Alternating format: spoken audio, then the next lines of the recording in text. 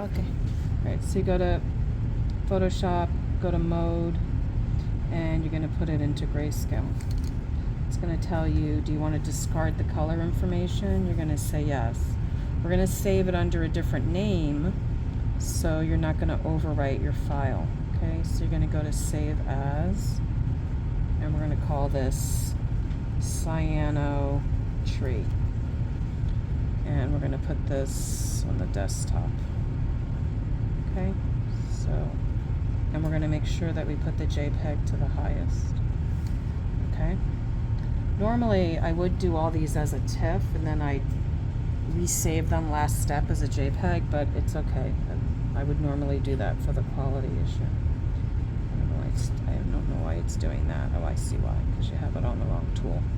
Okay, then we're going to go to Image, Adjustments, and on this particular picture, we're going to open up the light and shadow. You need a little mouse because it's very hard to do this without a mouse.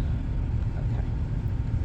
So when you normally open up shadows and highlights, it jumps up. So it did that, not me. It jumped up. And you don't want to open it that much. So bring it back down. And we're going to open it a bit, like to here. And we're going to pretty much leave the highlights where they were. Okay, then we're going to go back into brightness and contrast. We're going back to adjustments, brightness and contrast. And for cyanotypes, we need a very contrasty negative. So we're going to kind of open it to there, but we don't want to lose the detail. And then I'm going to pump up the contrast a little bit, like to there. Okay, so that looks like more contrasty than I would normally make it to make a print. But I know how it needs to look for the cyanotype. Then I'm going to go back into that shadows and highlights. Actually, I'm going to go back into levels, and I'm just going to open up the midtones just a tiny bit. So it gets a little lighter back there. Okay, so just so the bark of the tree is not so dark. Okay, that's going to go there, and then I'm just going to slightly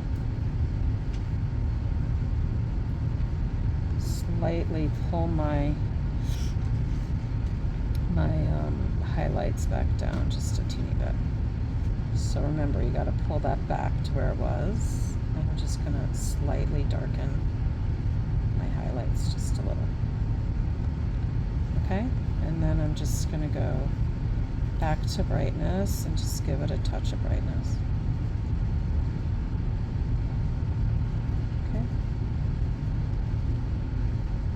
Okay, so that looks really good. All right, so now I'm going to save that.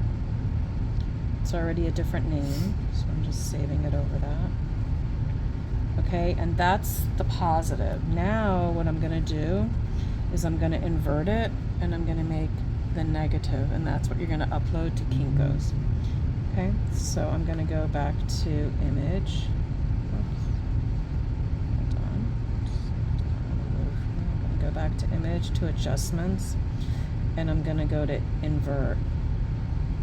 Okay, and then I'm going to go to Image Rotation, and I'm going to flip it horizontally.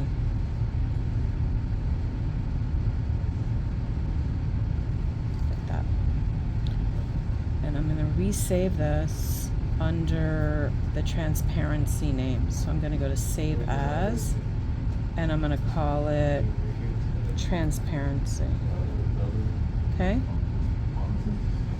And we're going to, it's a JPEG, we're going to save it. Make sure it's the highest quality. Okay, now at the very end, well, we could have checked this before, but let's look at the image size because I'm sort of concerned about the resolution of your images. Okay, so this is good, except we don't want to have it 72. Okay, we're going to change that to 300, but we're going to reduce the size. Whoops. change this to 300, but we're gonna make the width, we're gonna be getting an 8.5 by 11 negative. So if we make it 8, it's still a little bit too long. So if we make it 7, it's still a little bit too short. So we could go to like 7.3. We could go to 7.5, that's too big. Go to 7.4. That's perfect. So that gives us 7.4, and that'll just fit on 11. And that'll fit on your 9 by 12 paper. So, and we had to change it, yeah, that's right. And it's at 300 DPI, because that's what we want for a print. And we're gonna resave this again. Hold on a second. Let's resave this. Okay? So this is our negative that we're then gonna upload to Kinko's. Okay, so we finished this one.